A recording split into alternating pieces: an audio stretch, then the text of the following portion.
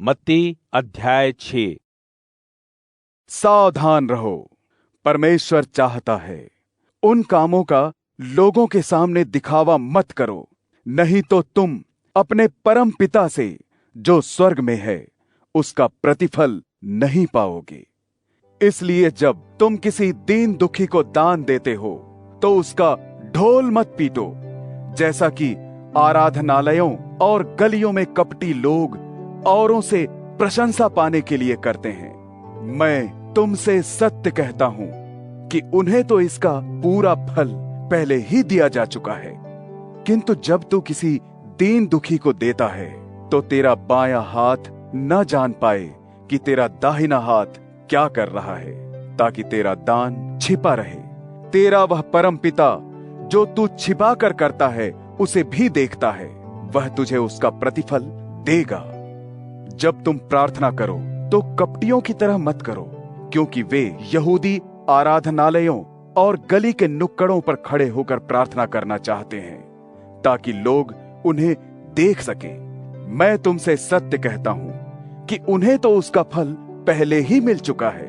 किंतु जब तू प्रार्थना करे, अपनी कोठरी में चला जा और द्वार बंद करके गुप्त रूप से अपने परम पिता से प्रार्थना कर। फिर तेरा परम पिता जो तेरे छिप कर किए गए कर्मों को देखता है, तुझे उनका प्रतिफल देगा। जब तुम प्रार्थना करते हो तो विधर्मियों की तरह यूं ही निरर्थक बातों को बार बार मत दोहराते रहो। वे तो यह सोचते हैं कि उनके बहुत बोलने से उनकी सुन ली जाएगी, इसलिए उनके जैसे मत बनो, क्योंकि तुम्हारा परम पिता तुम्हारे मांगने से पहले ही जानता है कि तुम्हारी आवश्यकता क्या है। इसलिए इस प्रकार प्रार्थना करो, स्वर्ग धाम में हमारे पिता, तेरा नाम पवित्र रहे, जगत में तेरा राज्य आए, तेरी इच्छा जैसे स्वर्ग में पूरी होती है वैसे ही पृथ्वी पर भी पूरी हो।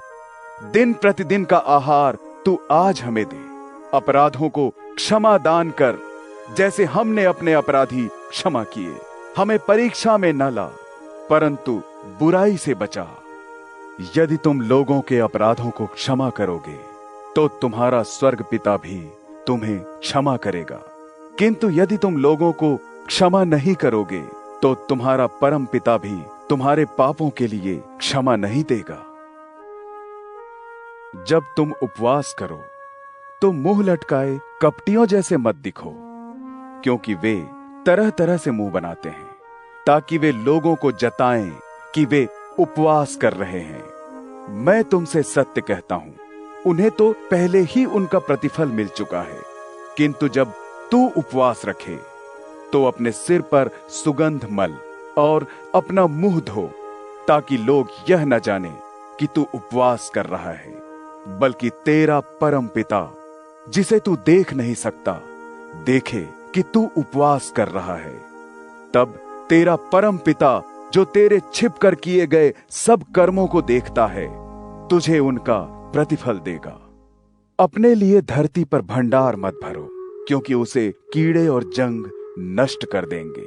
चोर सेंध लगाकर उसे चुरा सकते हैं, बल्कि अपने लिए स्वर्ग में भंडार भरो, जहां उसे कीड़े या जंग नष्ट नहीं कर पाते और चोर भी वहां सेंध लगाकर उसे चुरा नहीं पाते। याद रखो, जहां तुम्हारा भंडार होगा वहीं तुम्हारा मन भी रहेगा।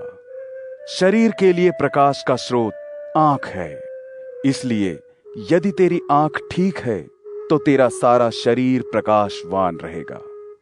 किंतु यदि तेरी आंख बुरी हो जाए तो तेरा सारा शरीर अंधेरे से भर जाएगा। इसलिए वह एकमात्र प्रकाश जो तेरे भीतर है, यदि अंधकारमय हो जाए तो वह अंधेरा कितना गहरा होगा।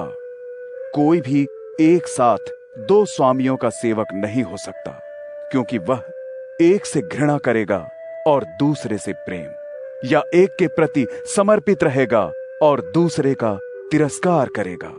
तुम धन और परमेश्वर दोनों की एक साथ सेवा नहीं कर सकते। मैं तुमसे कहता हूं, अपने जीने के लिए खाने पीने की चिंता छोड़ दो, अपने शरीर के लिए वस्त्रों की चिंता छोड़ दो। निश्चय ही जीवन भोजन से और शरीर कपड़ों से अधिक महत्वपूर्ण है। देखो, आकाश के पक्षी न तो बुआई करते हैं और न कटाई, न ही वे कोठारों में अनाज भरते हैं, किंतु तुम्हारा स्वर्गीय पिता उनका भी पेट भरता है। क्या तुम उनसे कहीं अधिक महत्वपूर्ण नहीं हो?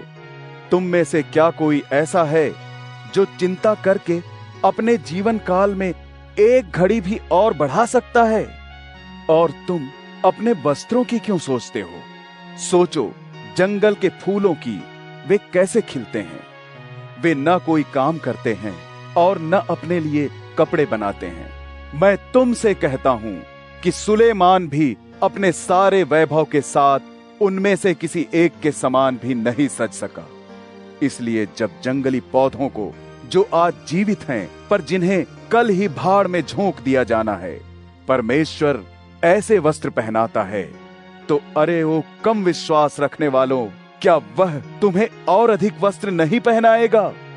इसलिए चिंता करते हुए यह मत कहो कि हम क्या खाएंगे, या हम क्या पिएंगे, या क्या पहनेंगे। विधर्मी लोग इन सब वस्तुओं के पीछे दौड़ते रहते हैं, किंतु स्वर्ग धाम में रहने वाला तुम्हारा पिता जानता है कि तुम्हें इन सब वस्तुओं की आवश्यकता है। इसलिए सबसे पहले परमेश्वर के राज्य और तुमसे जो धर्म भावना वह चाहता है उसकी चिंता करो, तो ये सब वस्तुएं तुम्हें दे दी जाएंगी। कल की चिंता मत करो, क्योंकि कल की तो अपनी और चिंताएं होंगी। हर दिन की अपनी ही परेशानियां होती हैं।